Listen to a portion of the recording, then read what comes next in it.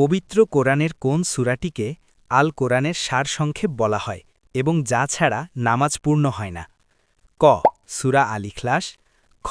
সূরা আল ফাতিহা, গ. সূরা আল বাকারা। সঠিক উত্তরটি জানার আগে ভিডিওটিতে লাইক দিয়ে দ্বীনি কাজের অংশীদার হন। সঠিক উত্তরটি হবে খ. সূরা আল ফাতিহা। সূরা আল ফাতিহা হল পবিত্র কোরআনের প্রথম সূরা এবং একে উম্মুল কিতাব বলা হয়। আমরা প্রতিদিন নামাজে যতবার দাঁড়িয়ে আল্লাহর প্রশংসা করি ততবার এই সূরাটি পাঠ করি। প্রশ্ন: পবিত্র কোরআনের কোন সূরাটিকে মৌমাছি দ্য বি নামে নামকরণ করা হয়েছে, যেখানে মধু এবং এর ঔষধি গুণাগুণ সম্পর্কে বলা হয়েছে? ক. সূরা আল বাকারা, খ. সূরা আন নাহল, গ. সূরা আল আনকাবুত। আপনি যদি সত্যি ইসলাম সম্পর্কে আরও জানতে চান তাহলে চ্যানেলটাকে সাবস্ক্রাইব এবং পেজটাকে ফলো করুন। সঠিক উত্তরটি হবে খ. সূরা আন নাহল।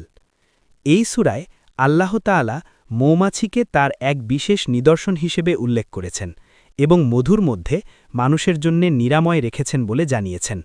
বিজ্ঞান আজ মৌমাছির জীবনচক্র নিয়ে যা আবিষ্কার করছে, কোরআন তা ১৪০০ বছর আগেই বলে দিয়েছে। প্রশ্ন: পবিত্র কাবা শরীফের এক কোণে অবস্থিত জান্নাতি পাথরটির নাম কি, যা শুরুতে ধবধবে সাদা ছিল কিন্তু মানুষের পাপের কারণে কালো হয়ে গেছে? ক. হাজরে আসওয়াদ, খ. মাকামে ইব্রাহিম, গ. হাতিমে কাবা। উত্তরটি জানার আগে ভিডিওটি শেয়ার করুন।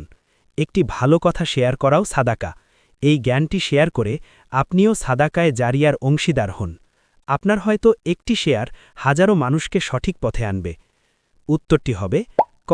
হাজরে আসওয়াদ।